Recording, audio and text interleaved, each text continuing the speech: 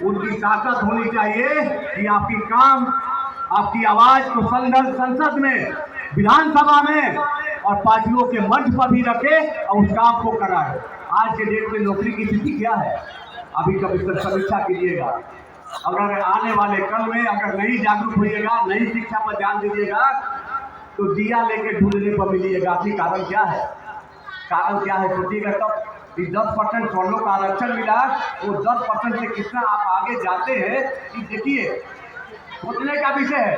अगर राजनीतिक रूप से मजबूत होइएगा तब होगा। फैक्ट्री राजनीतिक दोनों जरूरी है। आप कहाँ है इसकी समीक्षा कीजिए और वही मजबूती का मार्ग है।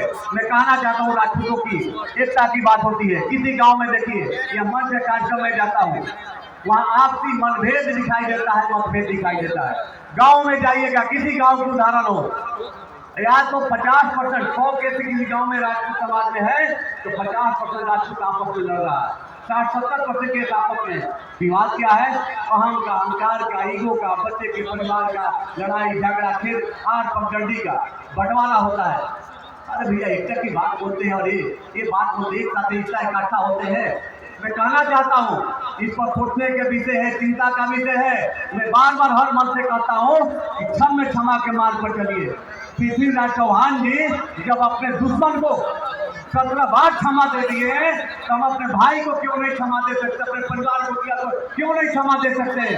आप संकल्प लीजिए, यहाँ पर पृथ्वीराज चौहान जी के जयंती पर और भगवान के दरबार में है कि मैं आज छोटा अगर भाई है, अगर आप पड़ोस या बड़ा भाई से विवाद है, जाके उसका चरण मंडन करे और बड़ा भाई गले लगाए, कोर्ट कचहरी जहाँ भी कोई मामला विवाद है, जाके उसको समझौते से समाधान करे। इस समाज की एकता ताकत बढ़ेगी, समाज समृद्ध होगा। इस पथ पर चलना है। मैं समाज के युवाओं से कहना चाहता हूँ, आप सभी से दहेज मुक्त समाज बनाने की जरूरत है। आप हमारे जितने मित्र भाई बंधु हैं, सुख दुख के साथी होते हैं और उनके सुख दुख में भागीदारी होते हैं। आपके संबंधी आपके सुख दुख के भागीदारी होते हैं और आप संबंधी बनाने के पहले दहेज की डिमांड करके पैतृक संपत्ति को भिजवा देते हैं, कर्जे में डाल देते हैं। इस काम की जिसकी जो क्षमता है उसको दहेज अपना बेटी के उपहार को देना है, देगा। डिमांड बंद कीजिए, नहीं तो आपकी पैतृक संपत्ति जो बिक रही है वो तेजी से बिक जाएगी और आप कहाँ खड़े होंगे। ये है समीक्षा। किसी जाइए फैक्ट्री में, पटना के जाइए बड़े बड़े आपके अपार्टमेंट में, दिल्ली में जाइए, आप कहते अपने के राजपूत के बीच प्रतापी है, 60-70% गार्ड की नौकरी करने में आपके समाज के लोग दिखाई देता है और आप कहिए कि बड़े बीच प्रतापी है, महाराणा प्रताप है, लेकिन संस्कार करना पड़ेगा, उतना समाज में करना पड़ेगा। गाँव की आबादी के जिस समाज के आप है, क्षत्रिय समाज के, उस समाज के, उसी गांव का पिछड़ा समाज के, दलित समाज के एक साथ फैक्ट्री में काम करता है। आप फतेह समाज की समृद्धि कैसे कहां से कहां चले गए? आप अपने आप को जागरूक हुए, समय वक्त है। अगर नहीं जागिएगा, मैं दावे के साथ मन से कहता हूं कि आने वाला 20-30 साल में आप कहां खड़े होगा? राजनीतिक रूप से आप कहां खड़े हैं? खाली एक जो पंचायत लेवल पर साइकिलिंग है, 2-3 बार घूम जाएगा, मुखिया सरपंच समिति भी ढूंढते रह जाइएगा। यूनिटी बनाइए। मोदीपुर नगर पंचायत है, चाहे यहाँ 22 पंचायत है, 7 क्षत्रिय समाज जीते हैं और आप प्रमुख है नहीं है।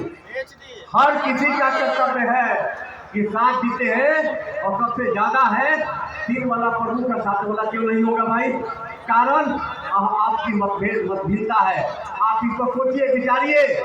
आने वाला कल में जब साइकिल विचार होगा तो जनरल सीट पर भी आपको जीतने में मुश्किल होगी। अगर आप नहीं जागरूक हुए तो कल जाके कोई फायदा नहीं है। मेरे भाइयों, इसलिए कर्म सबसे बड़ी चीज है और भगवान कृष्ण ने गीता में कहा था, कर्म ही सब कुछ है।